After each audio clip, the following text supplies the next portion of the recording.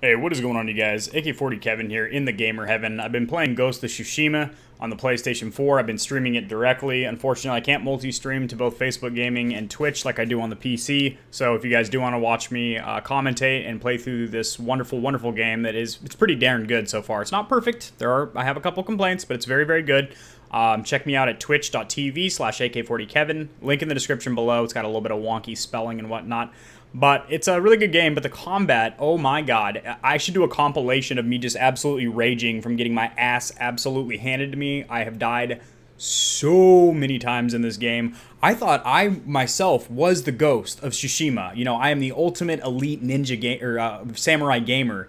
Not the case. I've been getting railed to the left and to the right, but I've been getting a lot better, and there's some tips and tricks that I picked up that you guys could definitely benefit from. Learn from my mistakes and just don't make them yourself. So first of all, picking the right stance for the right enemy. You unlock the water stance pretty darn soon, and there's a lot of enemies with shields. So what I do is when they're rushing up to me, I try and survey the scene. If there's 3 guys coming towards me, 2 of them have shields, 1 of them has a sword, I'm probably going to get into my water stance, and you're going to do a lot of heavy attacks. So triangle is your friend. Like, I barely use square. The only time you should really use your quick attack is if somebody's completely unarmed, or they're staggered, or you're behind them and you can surprise them and assassinate them. Generally, triangle is what you want. That's how you bust off, you stagger them and basically drop their defenses so you can actually do damage to them. So with the water stance, which you hold down R2, and then you use the face buttons to change your stances. You know, water stance, you're going to be able to bust down their shield with triangle. And I recommend when you get your skill points to unlock, you invest in the stances. You get combos where you can hold down triangle and then tap triangle several times, and you do like several heavy strikes. You can pretty much kill opponents like that. So that's tip 1 or 2, I guess, would be right there. So definitely spend your skill points on the stances. Yes, you're going to get a lot more skill points when you do side quests, and you can spend them on other things later, you know, like stealth skills and stuff like that, but just work on your stances. The second one, or the next one, I would say would be to either position yourself in a place where the archers can't hit you, so behind a building or a rock, and then let enemies come to you and fight them behind the cover where the archers can't hit you, or to take out the archers first. If you can literally sprint over there and kill them real quick, as you know, you don't really need to break down their defenses. They're not guarding or anything, so you can just tap square and kill them. The archers will F you up, and it's so frustrating because you're trying to deal with, you know, 3 people attacking you head on. You've got 2 archers just molly-whopping arrows on you. So, oh my god, either position yourself to where the archers can't hit you or deal with them first.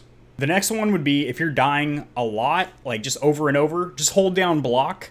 And as soon as they hit, you know, you don't have to tap block for a parry. If you just hold down block, you're going to block their attack. And then right when they hit and you block it, then do a couple quick slashes with square or triangle, and then go right back to blocking and repeat that. And when you see that red indicator that they're about to do an unblockable attack, that's when you tap circle. It can be a little bit difficult to time this, and there were several times on stream where I swear to God I was hitting circle. I was like raging out because I'm hitting circle, I'm hitting evade, and I'm not getting evades.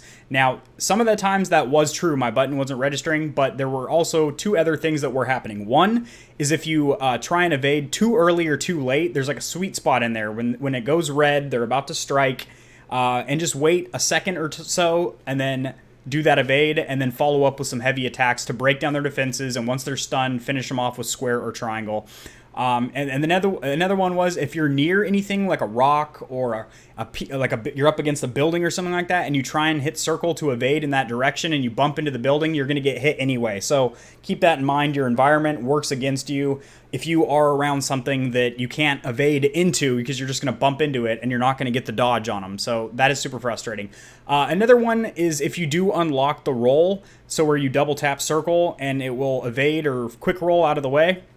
I would only use that if you're getting swamped or overwhelmed. You're getting swarmed and you want to quickly get out of the way, so you drop a smoke bomb and then roll out of the way or something. But honestly, it can be kind of a nuisance because, you know, when you're in intense battle and you get all hyped up and stuff, you might accidentally double tap. And if you roll out of the way, you can't follow up with a dodge strike. So you just want to press circle once when you see that red unblockable strike coming in. press it once. Don't roll out of the way. Just press it once. You might be excited. Calm down. Just hit it once.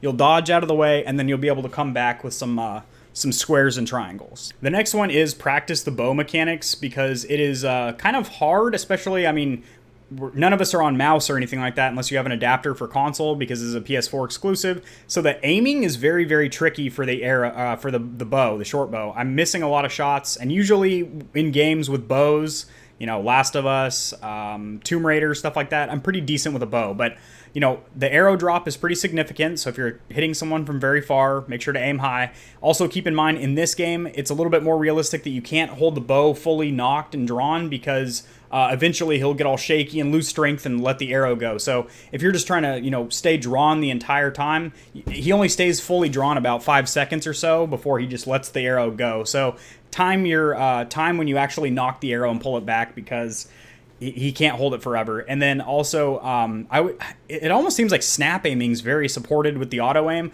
but if you're just trying to precisely aim with just a little bit of analog stick input, it doesn't seem to work good. So just kind of quickly snap it over to your enemies, and it seems like the aim assist kind of assists you a little bit more with the rotational slowdown or whatever. But it is kind of janky. I think that the arrow mechanics, I don't know, it's just different than any game I've ever played before. The next one is to not forget to use your equipment. So I mean your throwing stars, your sticky bombs, or your grenades, or smoke bombs, whatever you have. You hold down R2, and besides being able to switch stances, you can change up your, I forget the name of them, but your throwing knives that basically instantly stun enemies, even heavy enemies, which is really cool because you can break down their defenses and quickly chop them down.